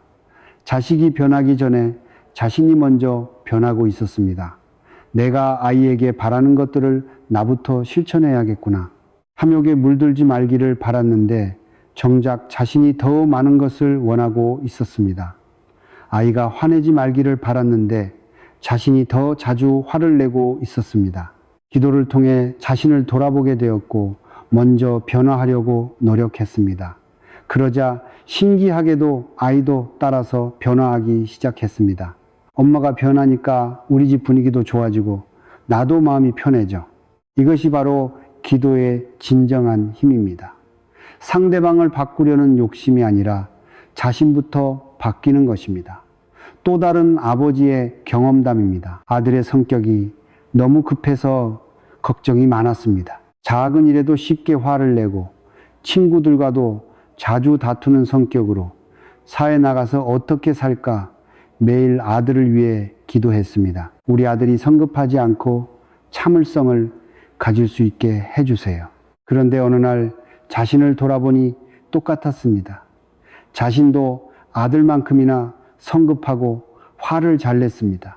아들이 내 모습을 보고 배운 거구나. 그 후 아버지는 자신부터 바꾸기 시작했습니다. 화가 날 때도 참고 천천히 생각한 후에 말했습니다. 아들 앞에서는 더욱 조심했습니다. 아빠도 화가 나지만 마음을 가라앉히고 이야기하자. 몇 달이 지나자 아들도 변화했습니다. 아버지의 모습을 보며 자신도 참으려고 노력했습니다. 아빠처럼 나도 화내지 말고 차근차근 해야지. 담마파다에서 부처님께서는 이렇게 말씀하셨습니다. 자신을 바로 세운 후에 남을 가르쳐라. 자신부터 올바르게 행하는 자는 남도 올바르게 이끌 수 있다. 기도를 할 때 주의해야 할 점도 있습니다. 자식을 소유물처럼 생각하거나 자신의 욕심을 투영하면 안 됩니다. 한 어머니는 딸이 의사가 되기를 간절히 바랐습니다. 우리 딸이 꼭 의사가 되게 해주세요. 하지만 딸은 음악에 재능이 있었고 음악가가 되고 싶어 했습니다. 어머니의 바람과는 전혀 다른 꿈을 꾸고 있었습니다. 엄마, 저는 의사보다 음악가가 되고 싶어요. 어머니는 처음에 받아들이기 어려워했습니다. 하지만 시간이 지나면서 깨달았습니다. 내가 딸을 위한다고 하면서 실은 내 욕심을 강요하고 있었구나. 그 후 기도의 내용을 바꿨습니다. 우리 딸이 자신의 재능을 발견하고 그것을 통해 행복하게 살게 해주세요. 딸이 음악 공부를 할 수 있도록 지원했고 딸은 훌륭한 음악가가 되어 많은 사람들에게 감동을 주고 있습니다. 엄마가 제 꿈을 인정해 주셔서 정말 감사해요. 진정한 기도는 자식의 행복을 바라는 것이지 자신의 욕심을 이루려는 것이 아닙니다. 성철 스님께서는 이렇게 말씀하셨습니다. 진정한 사랑은 상대방을 있는 그대로 받아들이는 것이다. 자식을 자신의 분신이 아닌 독립된 존재로 존중해야 한다. 기도는 언제 어디서든 할 수 있습니다. 특별한 형식이나 의식이 필요한 것도 아닙니다. 출근길에 차 안에서도 할 수 있고 집안일을 하면서도 할 수 있습니다. 자식을 생각하는 순간마다 마음속으로 기도하면 됩니다. 한 아버지는 매일 출근하면서 아들을 위해 기도했습니다. 오늘 하루도 우리 아들이 건강하고 행복하게 지내게 해주세요. 퇴근할 때도 기도했습니다. 우리 아들이 오늘 하루 동안 좋은 일만 있었기를 바랍니다. 이런 기도가 습관이 되면서 아버지의 마음도 평온해졌습니다. 아들에 대한 걱정이 줄어들고 대신 감사함이 커졌습니다. 기도를 하니까 아들에 대한 믿음이 생겨 우리 아들은 잘할 수 있을 거야. 또 다른 어머니는 요리하면서 기도했습니다. 이 음식을 먹고 우리 아이가 건강하게 자라게 해주세요. 빨래를 하면서도 기도했습니다. 이 옷을 입고 우리 아이가 당당하고 자신감 있게 생활하게 해주세요. 일상의 모든 순간이 기도의 시간이 되었습니다. 그러자 평범한 일들도 특별한 의미를 갖게 되었습니다. 내가 하는 모든 일이 아이를 위한 사랑의 표현이구나. 수타니파타에서 부처님께서는 이렇게 말씀하셨습니다. 어머니가 목숨을 걸고 외아들을 보호하듯 모든 중생에게 한량없는 자비심을 일으켜라. 부모의 자비로운 마음이야말로 부처님의 마음과 가장 가까운 것입니다. 기도의 효과는 즉시 나타나지 않을 수도 있습니다. 하지만 포기하지 말고 꾸준히 계속해야 합니다. 한 어머니는 방황하는 아들을 위해 10년 넘게 기도했습니다. 아들은 공부에는 관심이 없고 친구들과 놀기만 했습니다. 여러 번 사고를 치고 부모를 걱정시켰습니다. 주변에서는 포기하라고 했지만 어머니는 기도를 멈추지 않았습니다. 우리 아들이 언젠가는 깨닫게 해주세요. 포기하지 않고 끝까지 기다리겠습니다. 그러던 어느 날 아들이 큰 깨달음을 얻었습니다. 친구가 교통사고로 세상을 떠나는 것을 보면서였습니다. 내가 이렇게 살면 안 되겠다. 엄마를 너무 걱정시켰어. 그 후 아들은 완전히 달라졌습니다. 늦었지만 공부를 다시 시작했고 좋은 사람이 되려고 노력했습니다. 엄마의 기도 덕분에 제가 변할 수 있었어요. 엄마가 포기하지 않으셨기 때문이에요. 어머니는 눈물을 흘리며 말했습니다. 10년이 걸렸지만 우리 아들이 돌아와서 정말 감사해. 기도는 시간이 걸릴 수 있습니다.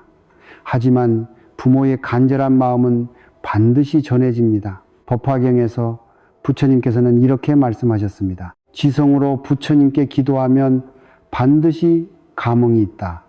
마지막으로 기도할 때 마음가짐에 대해 말씀드리겠습니다. 기도는 조건부가 아니어야 합니다. 아이가 성적이 오르면 기도하겠다는 시 아니라 무조건적인 사랑으로 기도해야 합니다. 또한 기도는 집착이 아니어야 합니다. 결과에 매달리지 말고 자신이 할 수 있는 최선을 다하는 마음으로 기도해야 합니다. 무엇보다 감사하는 마음으로 기도해야 합니다. 자식이 건강하게 태어난 것부터 지금까지 자라온 모든 것에 감사하며 기도하면 더욱 큰 힘이 됩니다. 한 어머니는 매일 이렇게 기도를 시작했습니다. 우리 아이를 건강하게 낳게 해주셔서 감사합니다. 지금까지 무사히 키울 수 있게 해주셔서 감사합니다. 감사로 시작하는 기도는 마음을 더욱 평화롭게 만들었습니다. 불안이나 걱정보다는 사랑과 믿음이 가득해졌습니다. 감사하며 기도하니까 마음이 따뜻해져 우리 아이에 대한 믿음도 더 커져. 마지막으로 오늘 말씀드린 5가지 기도를 다시 정리해 보겠습니다. 첫째, 탐욕에 물들지 않기를 기도합니다. 가진 것에 만족하고 더 많은 것을 좇느라 마음을 잃지 않기를 바랍니다. 둘째, 성냄과 미움에 머물지 않기를 기도합니다. 괴로운 일이 있어도 마음을 다스릴 줄 알고 용서할 줄 아는 사람이 되기를 바랍니다. 셋째, 어리석음에서 벗어나기를 기도합니다. 눈앞의 이익에 매이지 않고 넓고 깊게 세상을 보는 지혜를 갖기를 바랍니다. 넷째, 올바른 인연을 맺기를 기도합니다. 사람을 이롭게 하고 자신도 바르게 성장할 수 있는 좋은 인연을 만나기를 바랍니다. 다섯째, 자비로운 마음으로 살아가기를 기도합니다. 자신만이 아니라 타인의 아픔에도 눈을 뜨고 함께 나누는 삶을 살기를 바랍니다. 이 5가지 기도는 부처님의 가르침에서 나온 것입니다. 삼진치, 삼독을 멀리하고 지혜와 자비를 기르라는 근본 교훈입니다. 부모가 자식을 위해 할 수 있는 가장 큰 선물은 물질적인 것이 아닙니다. 올바른 가치관과 따뜻한 마음을 갖도록 도와주는 것입니다. 그리고 그 시작은 부모 자신의 마음을 바르게 하는 것입니다. 기도를 통해 자신을 돌아보고 먼저 변화하는 것입니다. 여러분도 오늘부터 자식을 위한 기도를 시작해 보시기 바랍니다. 하루 한번 조용한 시간에 마음을 모아 기도해 보세요. 아침에 자식을 보내며 기도하고 저녁에 자식의 잠자는 얼굴을 보며 기도하세요. 그 기도가 자식을 바꾸기 전에 여러분 자신부터 바꿀 것입니다. 그리고 그 변화가 자식에게도 전해질 것입니다. 부모의 간절한 기도와 사랑이 자식을 올바른 길로 이끌 것입니다. 그 길에서 자식은 진정한 행복을 찾을 수 있을 것입니다. 성철 스님의 말씀처럼 부모의 무조건적인 사랑이야말로 부처님의 자비와 가장 가까운 마음입니다. 그 사랑으로 기도하는 여러분과 여러분의 자녀들이 모두 건강하고 행복하며 지혜롭게 살아가시기를 간절히 기원합니다. 오늘도 부처님의 자비광명이 여러분의 가정에 함께 하시어 부모와 자식이 서로 사랑하며 함께 성장해 나가시기를 기도드립니다. 나무와 미탑을, 나무와 미탑을. 여러분은 혹시 한 나라의 대통령이 한 스님으로부터 3,000배를 하라는 요구를 받고 그 자리에서 거절해버린 이야기를 들어보셨습니까? 대통령과 스님이 결국 만나지도 못했다는 이 놀라운 일화가 과연 무슨 의미일까요? 이것은 1978년 박정희 대통령과 성철 스님 사이에 실제로 있었던 일입니다. 오늘 우리는 이 역사적인 만남과 거절을 통해 진정한 권력과 영적 권위의 의미, 그리고 겸손과 참회의 참된 가치를 살펴보겠습니다. 때는 1978년 구마고속도로 개통 때였습니다. 박정희 대통령이 해인사를 방문했습니다. 당시 성철 스님은 해인사 백년함에서 10년간 하산하지 않고 수행에만 전념하고 계셨습니다. 그분은 산은 산이요 물은 물이로다 라는 유명한 법어로 온 국민에게 알려진 큰 스님이셨습니다. 성철 스님은 세속의 권력에 굴복하지 않는 철저한 수행자로도 유명하셨습니다. 대통령이 직접 산에 올라 스님을 만나러 왔습니다. 하지만 성철 스님께서는 만남의 조건을 제시하셨습니다. 세상에서는 대통령이 어른이지만 절에 오면 방장이 어른이다. 만나고 싶으면 먼저 3000배를 해야 한다. 이 말을 들은 박정희 대통령은 깊이 고민했을 것입니다. 한 나라의 최고 권력자인 자신이 한 스님 앞에서 3000배를 해야 한다는 것입니다. 결국 대통령은 이 요구를 거절했습니다. 그렇게 할 수는 없습니다. 성철 스님도 더 이상 말씀하지 않으셨습니다. 결국 두 사람은 만나지도 못했습니다. 대통령은 그대로 해인사를 떠났고 성철 스님은 백년함에 그대로 머물러 계셨습니다. 여러분이라면 어떻게 하셨을까요? 권력의 정점에 선 상황에서 한 스님의 그런 요구를 받는다면 말입니다. 첫 번째로 성철 스님이 왜 3000배를 요구하셨는지 살펴보겠습니다. 이것은 단순한 종교적 의식을 요구한 것이 아니었습니다. 깊은 영적 가르침이 담겨 있었습니다. 불교에서 저런 단순한 예의가 아닙니다. 자신의 교만을 낮추고 부처님의 지혜 앞에 자신을 내어 맡기는 수행입니다. 몸을 굽힐 때마다 마음도 함께 낮아집니다. 머리를 바닥에 댈 때마다 자아에 대한 집착이 조금씩 사라집니다. 법구경에는 이런 말씀이 있습니다. 자신을 낮추는 자가 참으로 위대한 자다. 교만한 자는 스스로를 파멸로 이끈다. 참회라는 숫자도 의미가 있습니다.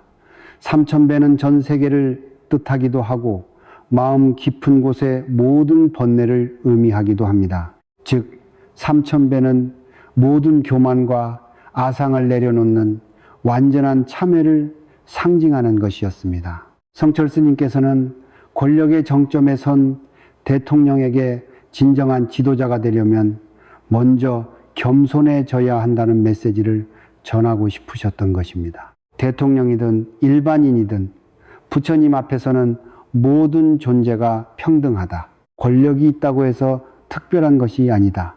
이런 가르침을 주고 싶으셨던 것입니다. 여러분은 어떻게 생각하십니까? 성철 스님의 요구가 정당했을까요?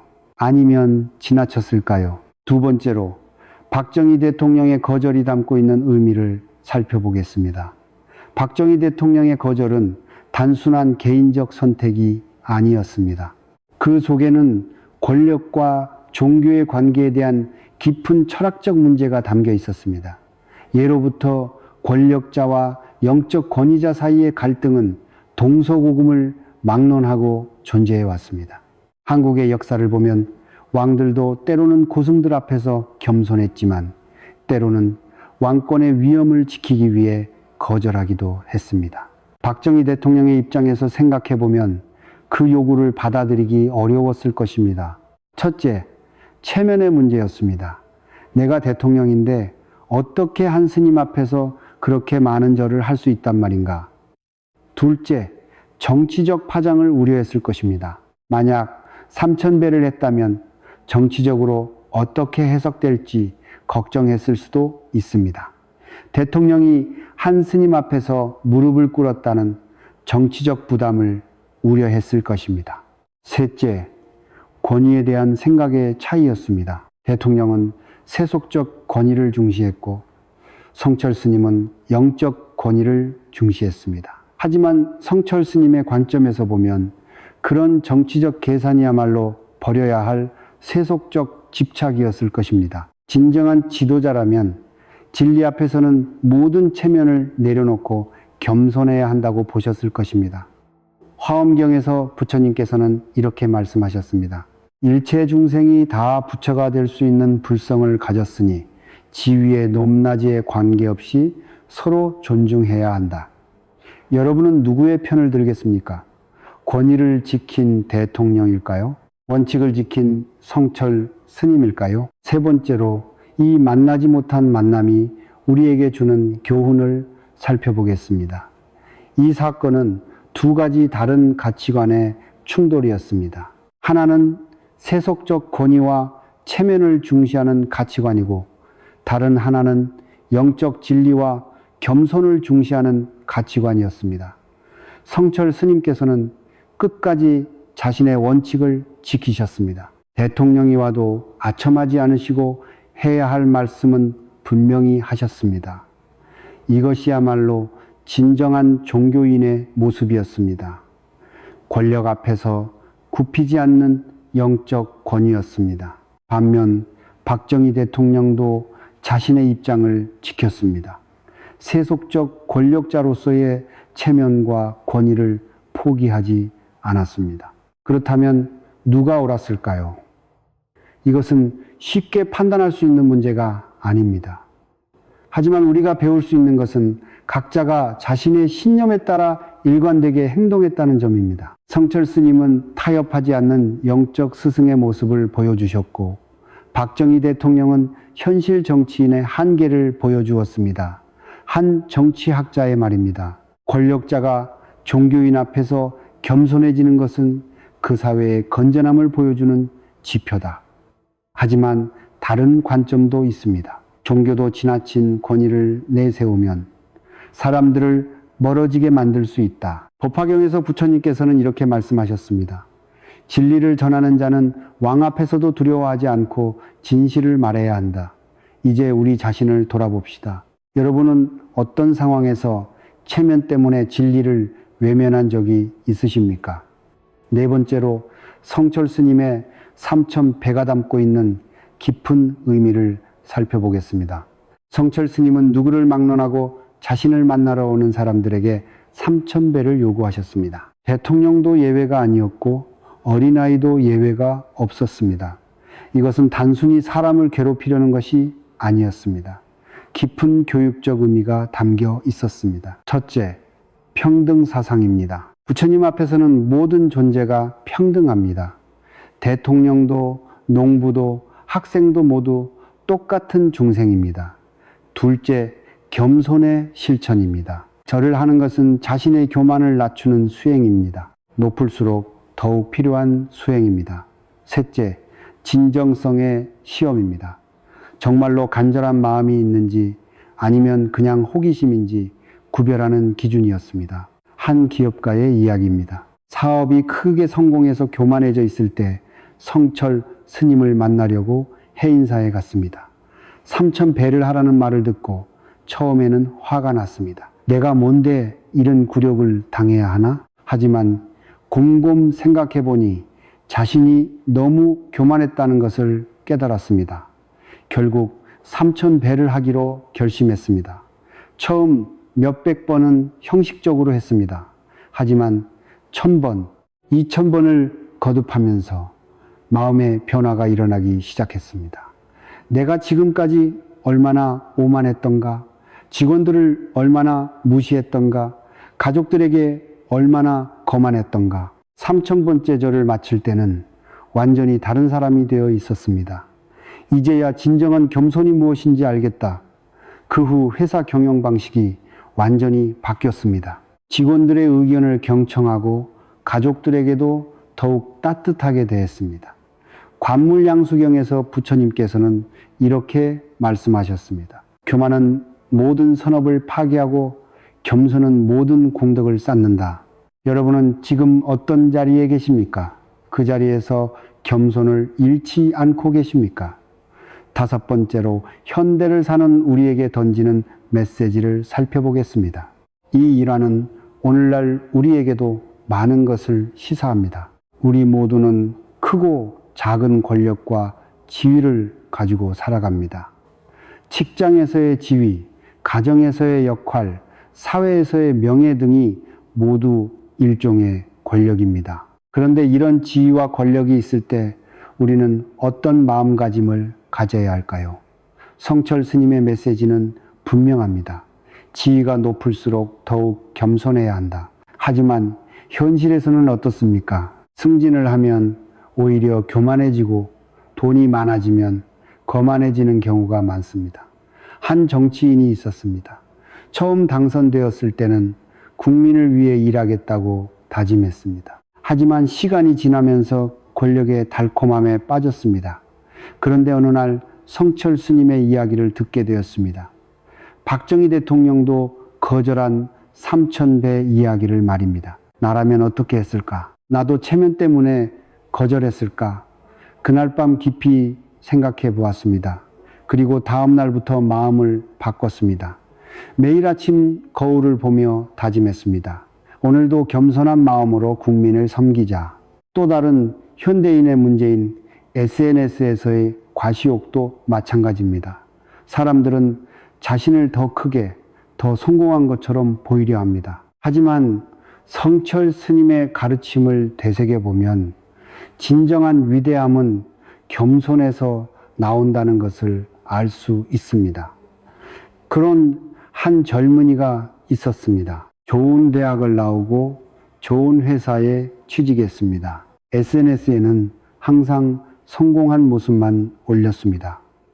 그런데 어느 날 실패를 경험했습니다. 사업에 실패하고 많은 빚을 지게 되었습니다. 그때 성철 스님의 가르침을 떠올렸습니다. 모든 것은 변한다. 성공도 실패도 영원하지 않다. 그 겸손한 마음을 갖게 되었습니다. 성공했을 때는 교만하지 않고 실패했을 때는 절망하지 않게 되었습니다. 유마경에서 부처님께서는 이렇게 말씀하셨습니다. 번뇌가 곧 불이다. 고통을 통해 깨달음을 얻는다. 현대의 스트레스도 깨달음의 기회가 될 수 있다는 의미입니다. 6번째로 참회와 겸손의 실천법에 대해 말씀드리겠습니다. 성철 스님께서 3000배를 요구하신 것은 형식적인 의식이 아니라 마음의 변화를 바라신 것이었습니다. 우리는 실제로 3000배를 하지 않더라도 그 정신을 일상에서 실천할 수 있습니다. 첫째, 매일 자신을 돌아보는 시간을 가지세요. 오늘 나는 교만하지 않았는가? 다른 사람을 무시하지 않았는가? 둘째, 다른 사람의 조언을 겸허히 들으세요. 지위가 낮다고 해서 그들의 말을 무시하지 마세요. 셋째, 실수를 했을 때 솔직히 인정하세요. 변명하거나 남 탓하지 말고 자신의 잘못을 받아들이세요. 넷째, 성공했을 때 더욱 조심하세요. 이것은 내 실력만으로 된 것이 아니다라고 겸손한 마음을 유지하세요. 다섯째, 어려운 사람들을 도우세요. 권력과 지위는 자신을 위한 것이 아니라 남을 돕기 위한 도구임을 기억하세요. 한 의사가 있었습니다. 처음에는 환자들을 진심으로 돌봤습니다. 하지만 명성이 높아지면서 점점 오만해졌습니다. 환자들을 기다리게 하고 간호사들에게 함부로 대하기 시작했습니다. 그런데 어느 날 자신도 큰 병에 걸렸습니다. 다른 의사에게 치료를 받으면서 환자의 마음을 알게 되었습니다. 내가 환자들을 얼마나 무시했던가, 그들의 아픔을 얼마나 가볍게 여겼던가, 완치된 후 완전히 달라졌습니다. 환자들을 가족처럼 대하고 간호사들과도 협력하기 시작했습니다. 병이 나에게 겸손을 가르쳐 줬다. 법구경에서 부처님께서는 이렇게 말씀하셨습니다. 자신의 잘못을 보는 자는 지혜로운 자이고 자신의 잘못을 숨기는 자는 어리석은 자이다. 7번째로 진정한 권위에 대해 말씀드리겠습니다.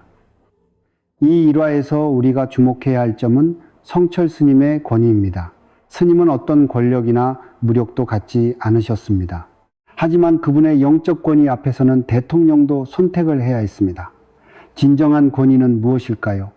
지위에서 나오는 것일까요? 아니면 인격에서 나오는 것일까요? 성철 스님의 권위는 철저한 수행에서 나왔습니다. 10년간 세속을 떠나 오직 진리 추구에만 매진하셨습니다.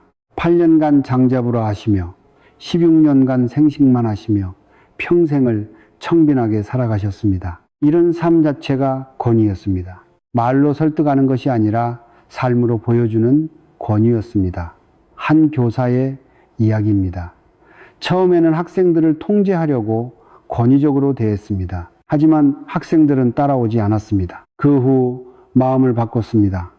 학생들과 함께 고민하고 진심으로 그들을 사랑하기 시작했습니다. 시간이 지나면서 학생들이 변했습니다. 권위로 강요하지 않아도 저절로 따라오기 시작했습니다. 진정한 권위는 사랑에서 나오는구나. 반면 권력만으로 만들어진 권위는 허약합니다. 그 권력이 사라지면 권위도 함께 사라집니다. 하지만 인격에서 나오는 권위는 영원합니다. 성철 스님이 돌아가신 지 30년이 지난 지금도 그분의 가르침은 살아있습니다. 중론에서 나가르주나 보살은 이렇게 말씀하셨습니다. 진정한 권위는 진리에 근거해야 하고 진리는 자비와 지혜에서 나온다. 마지막으로 오늘 말씀드린 내용을 정리해 보겠습니다. 1978년 성철 스님과 박정희 대통령의 만나지 못한 만남은 단순한 일화가 아닙니다. 여기에는 권력과 종교, 세속과 영성, 체면과 진리 사이에 깊은 갈등이 담겨 있습니다. 성철 스님께서는 끝까지 자신의 원칙을 지키셨습니다. 누구든지 부처님 앞에서는 평등하다. 대통령이라고 예외는 없다. 박정희 대통령도 자신의 입장을 지켰습니다. 권력자로서 체면을 버릴 수는 없다. 누가 옳았는지는 각자의 판단에 맡깁니다. 하지만 분명한 것은 두 분 모두 자신의 신념에 따라 일관되게 행동하셨다는 점입니다. 이 일화가 오늘 우리에게 주는 교훈은 무엇일까요? 첫째, 진정한 겸손의 중요성입니다. 지위가 높을수록 더욱 겸손해야 합니다. 둘째, 참회와 성찰의 필요성입니다. 우리는 매일 자신을 돌아보며 살아야 합니다. 셋째, 진정한 권위의 의미입니다. 권위는 지위가 아니라 인격에서 나옵니다. 넷째, 원칙과 신념의 소중함입니다. 때로는 불이익을 감수하더라도 원칙을 지켜야 합니다. 다섯째, 평등 사상의 실천입니다. 모든 사람은 존재 자체로 존귀합니다. 성철 스님의 삼천배 요구는 단순한 종교적 의식이 아니었습니다. 깊은 영적 가르침이었습니다. 자신을 낮추는 자가 진정 높아지고 자신을 높이는 자는 낮아진다. 이것이 성철 스님께서 전하고 싶으셨던 메시지였습니다. 법화경에서 부처님께서는 이렇게 말씀하셨습니다. 모든 중생이 다 부처가 될 수 있는 가능성을 가졌다. 그러므로 서로를 존중하고 겸손해야 한다. 그리고 마지막으로 여러분께 이렇게 묻고 싶습니다. 만약 여러분이 그 자리에 있었다면 어떤 선택을 하셨을까요? 권력자의 체면을 택하셨을까요? 아니면 영적 스승의 가르침을 받아들이셨을까요? 그리고 지금 여러분의 삶에서는 어떤 교만을 내려놓아야 할까요? 어떤 겸손을 실천해야 할까요? 성철 스님께서 요구하신 삼천배가 여러분의 마음에도 울려 퍼지기를 바랍니다. 진정한 겸손과 참회를 통해 더 나은 사람이 되어 가시기를 간절히 기원합니다. 나무 아미타불, 나무 아미타불. 이 영상이 도움이 된다면 구독과 좋아요 눌러주시면 감사하겠습니다. 여러분의 응원이 큰 힘이 됩니다.